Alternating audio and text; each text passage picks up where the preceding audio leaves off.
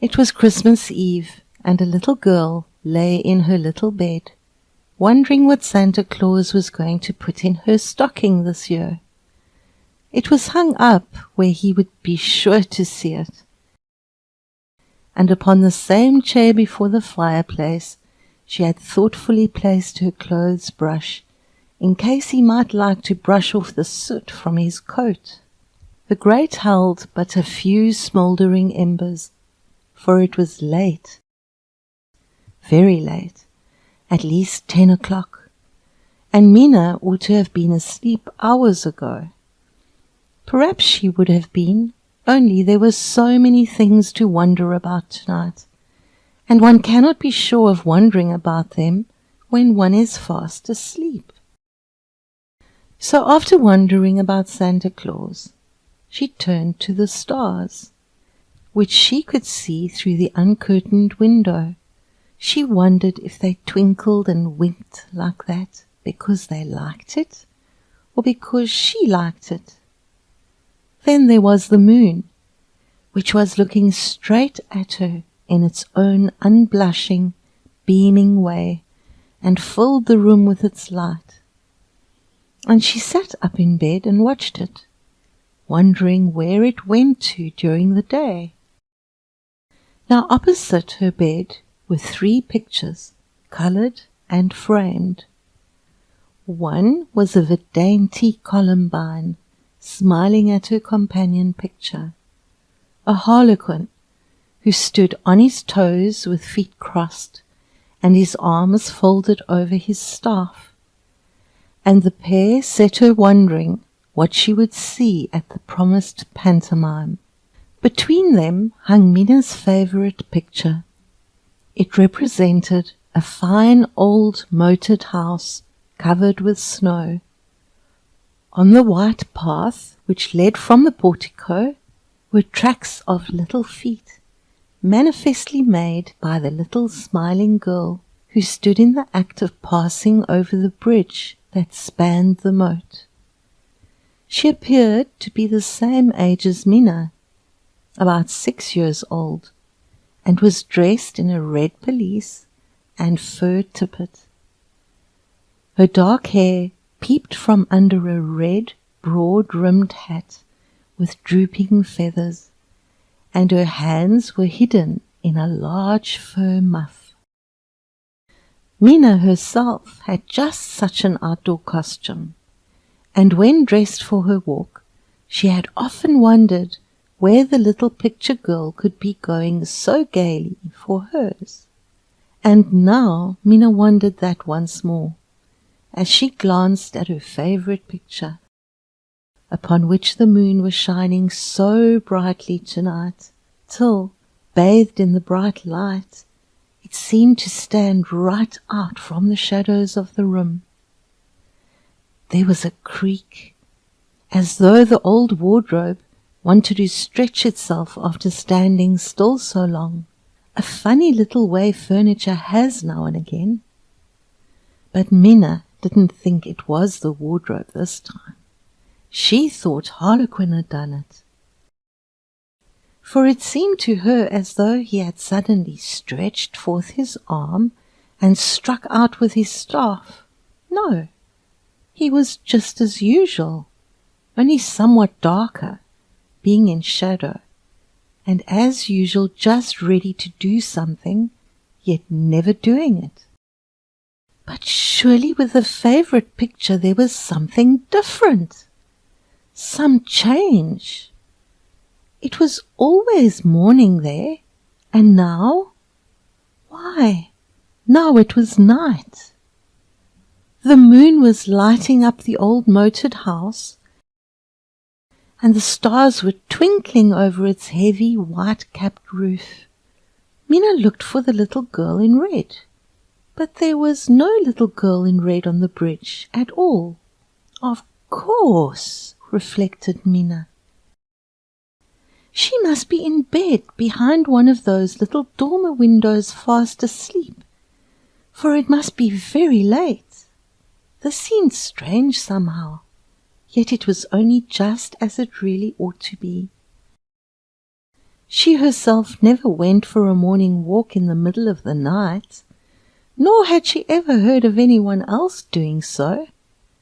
All at once, from the distant steeple, which peeped through the white sparkling trees beyond the bridge, came a muffled striking of the hour, and Mina, to her increasing surprise, counted on her fingers up to 10, and then there were 2 more, and then, to her amazement, whom should she see on the bridge in the snow, which had begun gently to fall again?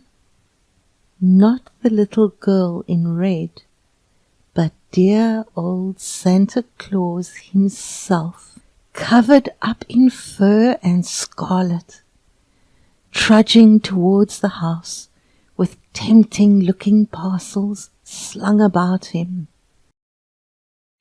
Now he fixed a ladder against the thick frost-laden ivy which covered the front of the old house, and he mounted it very carefully.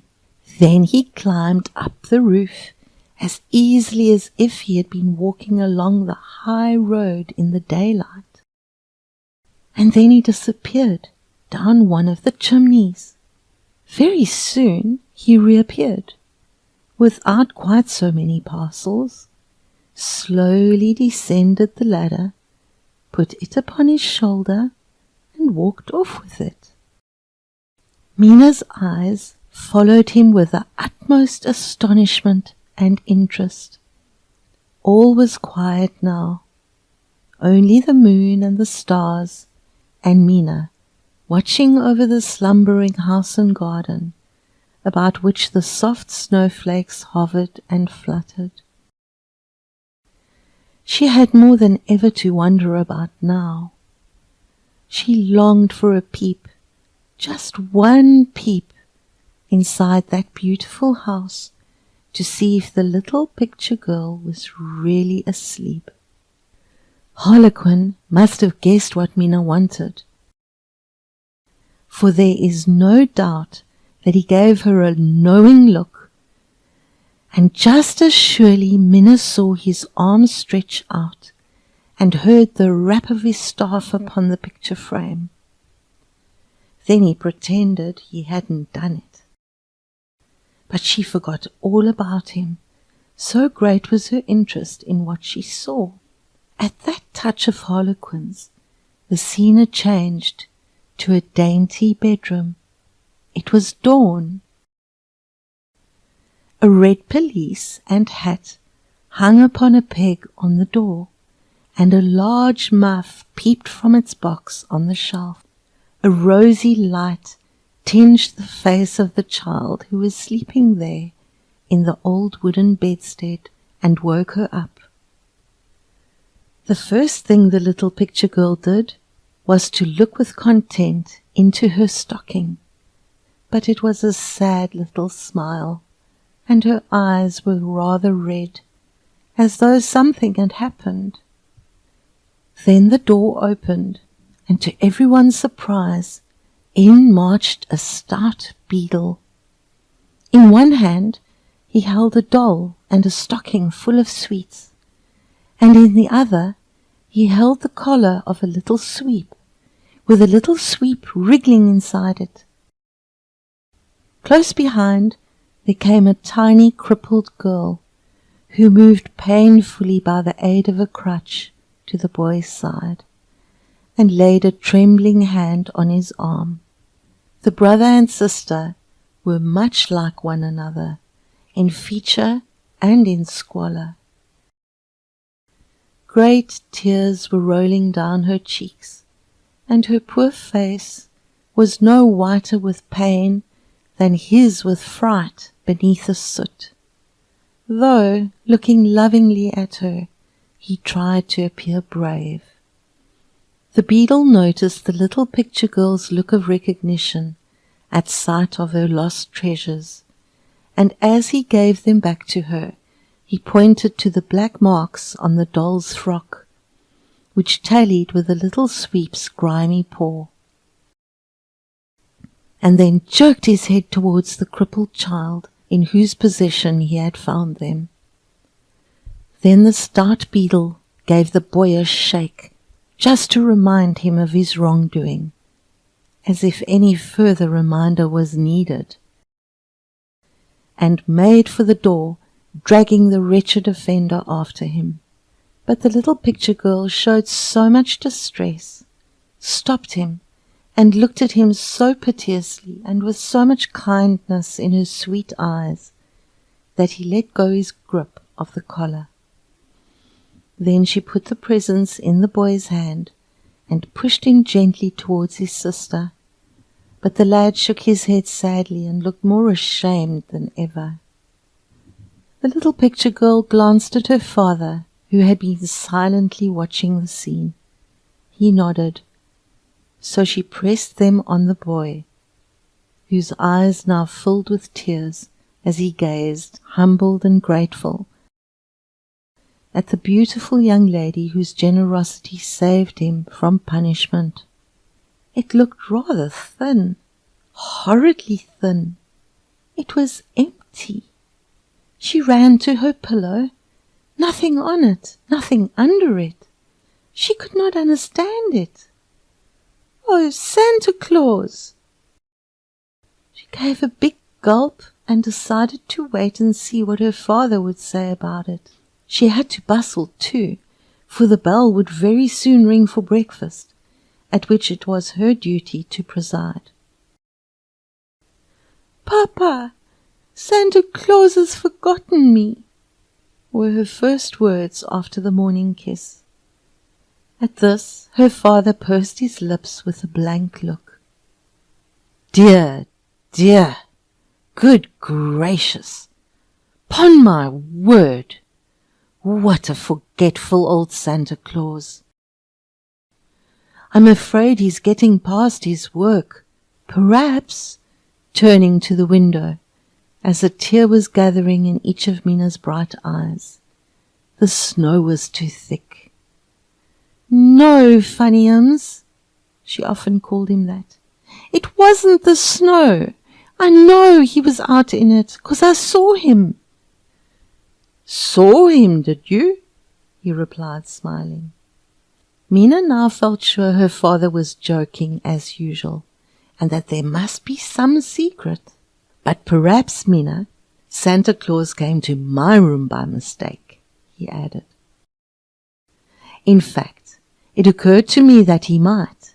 He's getting short-sighted, you know, and we are so very much alike. Suppose you go and see." Away she ran, and there, sure enough, were Funnyums's 2 socks hung up. One looked full, the other looked empty.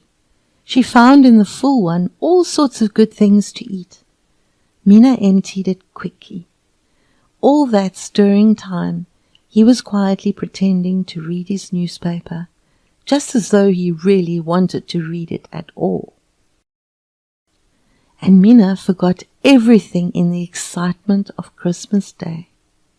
And as she gazed at the little girl in red, who was going out so joyously for her morning walk, it occurred to her where the little picture girl must be going. She was going out, as Mina was, to spend the gold piece her father had given her.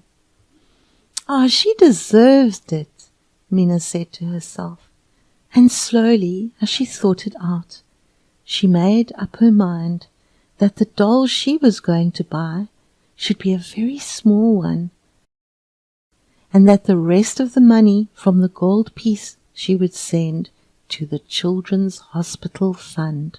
Seldom has any child felt happier than Mina did that sunny morning, as she donned her red pelisse and hat and took her muff from its box. She paused at the door and glanced at the little picture girl, who was smiling back at her. "A Merry Christmas and a Happy New Year," said Mina out loud, dropped her a little curtsy, nodded gaily, and ran out.